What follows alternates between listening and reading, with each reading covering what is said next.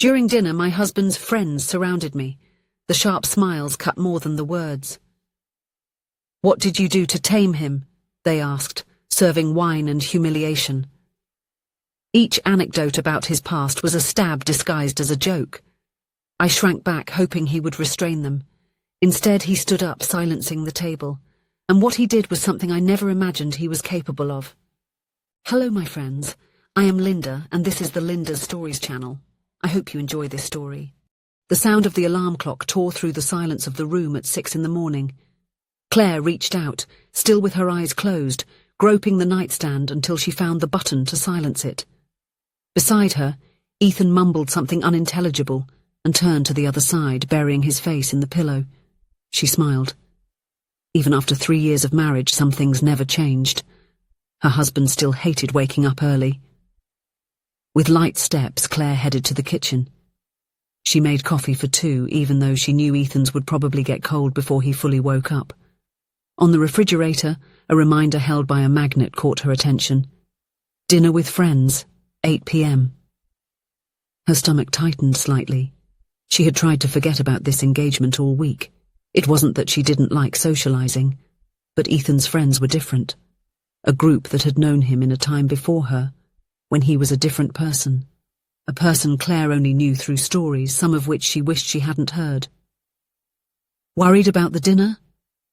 Ethan's voice surprised her.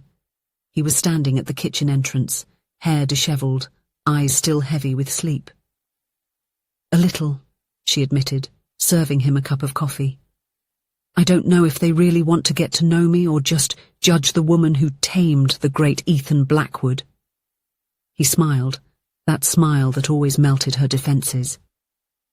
They just need to really get to know you. When they see what I saw in that cafe, they'll understand everything. Claire nodded, trying to share his optimism, but deep down, she knew it would be more complicated. The bookstore was almost empty that afternoon.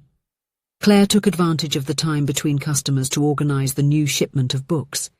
She had been working there for 5 years since she had abandoned the dream of being a writer for something more practical, as her father always insisted. The bookstore didn't pay much, but there was something comforting about being surrounded by stories all day. That dinner is still bothering you, isn't it? Asked Margaret, the 60-something owner who seemed more like a grandmother to Claire than a boss. I'm being silly, Claire replied, placing the last novel on the shelf. Ethan says it's going to be fun. Margaret watched her with those eyes that always seemed to see beyond words. Dear, I remember when you met Ethan. You came to work the next day with dark circles under your eyes, but smiling as if you had discovered a treasure. You said to me, Margaret, I met someone who seems to live at a different pace, but when he's with me, the world seems to slow down. Claire smiled at the memory. It was true. Ethan had come into the bookstore looking for a gift for his mother.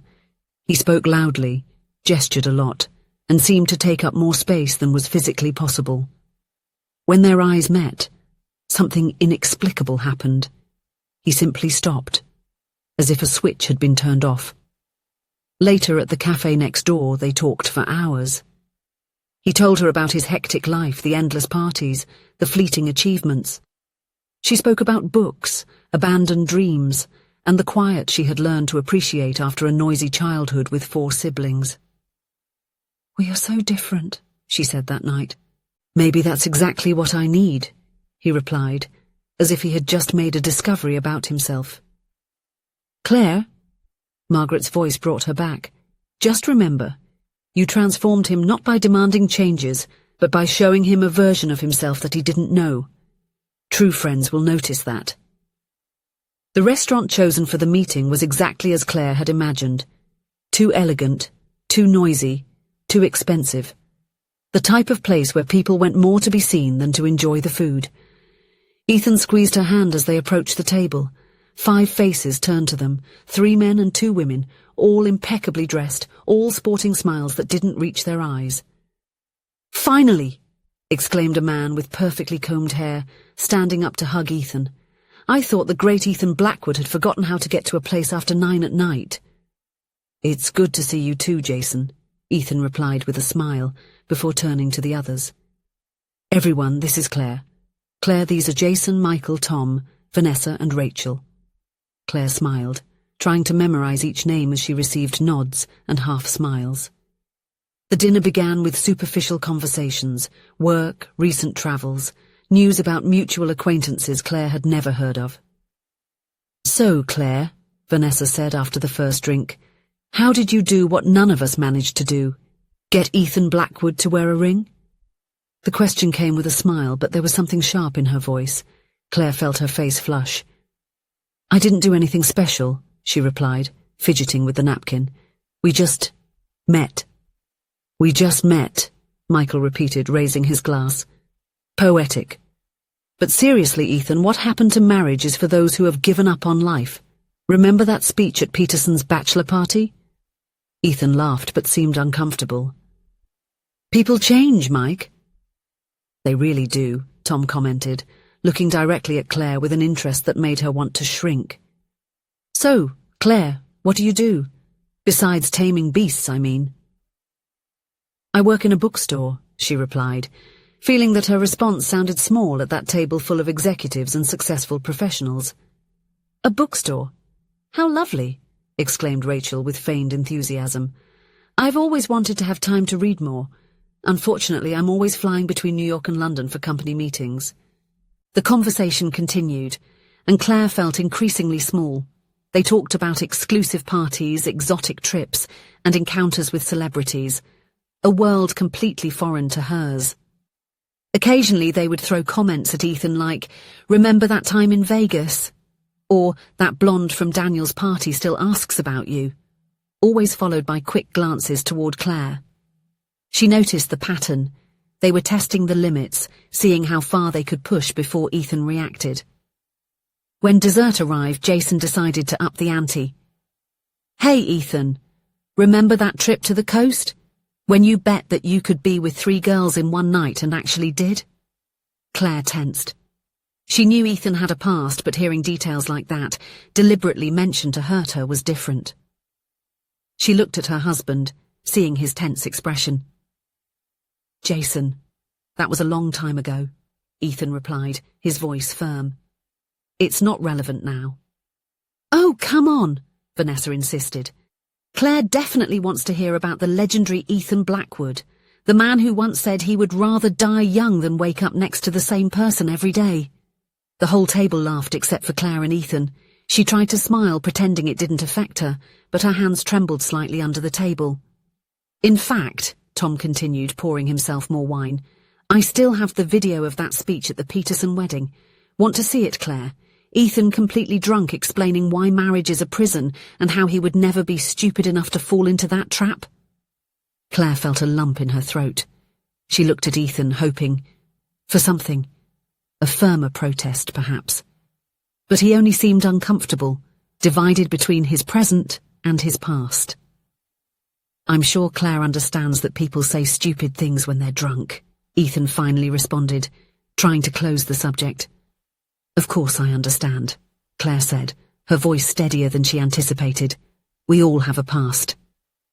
But not everyone abandons who they are because of a relationship, Rachel retorted, her tone falsely sweet. The Ethan we knew lived every moment as if it were his last, this domesticated man. Well, sometimes I wonder if he's truly happy or just convinced himself he is. The ensuing silence was tense.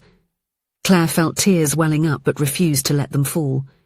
She wouldn't give them that satisfaction. Ethan looked at her, then at his friends. Something in his gaze changed, as if a decision was being made.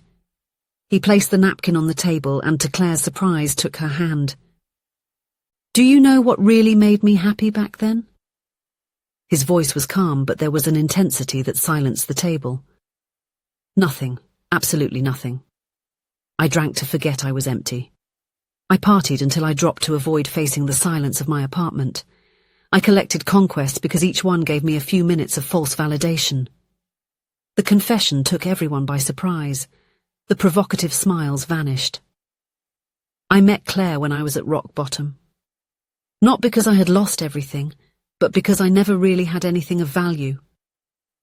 She didn't change me. She showed me that I could be more than that empty guy seeking approval. Ethan took a deep breath before continuing. I thought this dinner was to meet the woman I love. Instead, you decided to humiliate her for what? To prove that I still have some loyalty to a version of myself that was miserable. Ethan, we were just joking, started Jason, but Ethan interrupted him. No, you weren't. And do you know what's worse? I allowed it. I sat here and let you disrespect my wife because part of me still wanted your approval. Claire squeezed his hand, feeling a mix of surprise and pride. Ethan looked at her with a sad smile before turning back to the group. You are not the same friends I knew. Those guys would have been happy for me, even if they didn't understand my choices. Who you've become is as pathetic as I used to be.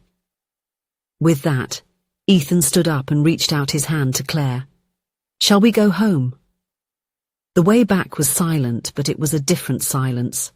Not one of awkwardness, but of mutual understanding. When they arrived at the apartment, Claire finally spoke. You didn't have to do that for me. Ethan looked at her intently. I didn't do it just for you. I did it for us, for who I am now, and I should have done it before. That night, lying in the darkness, Claire asked what he missed most from his previous life. She expected him to mention freedom, adrenaline, unpredictability. Honestly, Ethan replied after a moment of reflection. Nothing worth remembering. You know what I like now? Waking up and knowing exactly who I am, having memories that don't embarrass me the next morning, loving someone who truly knows me, not just the version I show at parties. 3 days later, the phone rang. It was Jason asking to talk. Ethan hesitated but agreed to meet him at a cafe. Claire decided to accompany him, not out of mistrust, but out of solidarity. To their surprise, Jason came alone and visibly nervous. I want to apologize, he said as soon as they sat down, especially to you, Claire. What we did was cruel and childish. He then explained that after that night the group had a heated argument. Tom and Vanessa argued that Ethan was under Claire's control. Michael remained neutral. Rachel, surprisingly, called them hypocrites. She said we were all jealous because Ethan found something real while we remained stuck in the same empty routine, Jason explained. And you know what? She's right. He then confessed that his own life wasn't as exciting as it seemed. He was tired of meaningless parties, superficial relationships. Seeing you two, so confident in what you have, I think it highlighted how lost we are. Claire felt her hurt slowly dissolve. Not completely, but enough to reach out and briefly touch Jason's arm. We're all trying to find our way, she said, just in different ways. In the following weeks, something unexpected happened. Rachel called Claire, inviting her for coffee. Michael sent Ethan tickets for a game they both wanted to watch, small gestures that signified a genuine desire to start anew. Not all relationships were saved. Tom and Vanessa eventually drifted apart, unable to accept the new Ethan or perhaps to face the mirror he represented. On a quiet afternoon 6 months after the fateful dinner, Claire found Ethan sitting on the porch, looking pensively at the street. Regretful? She asked, sitting down next to him. He smiled, that smile that still made her heart race. Just for taking so long to defend what truly matters. Ethan took her hand, their fingers intertwined like their lives. You know, before I met you, I measured my life by its volume. How much noise I could make, how many stories I could accumulate. Now I understand that life doesn't need to be noisy to be meaningful. Claire rested her head on his shoulder. Outside, the world continued at its frenetic pace. But here, in this small space they had created together, they found something precious. Not just love, but the courage to defend that love, even when it meant leaving the past behind. And perhaps that was the greatest lesson they learned. True love is not proven by grand dramatic gestures, but in the daily steadfastness of choosing each other, even when the world tries to convince you otherwise. If you enjoyed the story, please leave a comment with a rating from 1 to 5 to show how much you liked it. Also, watch the video that is now appearing on your screen. See you soon.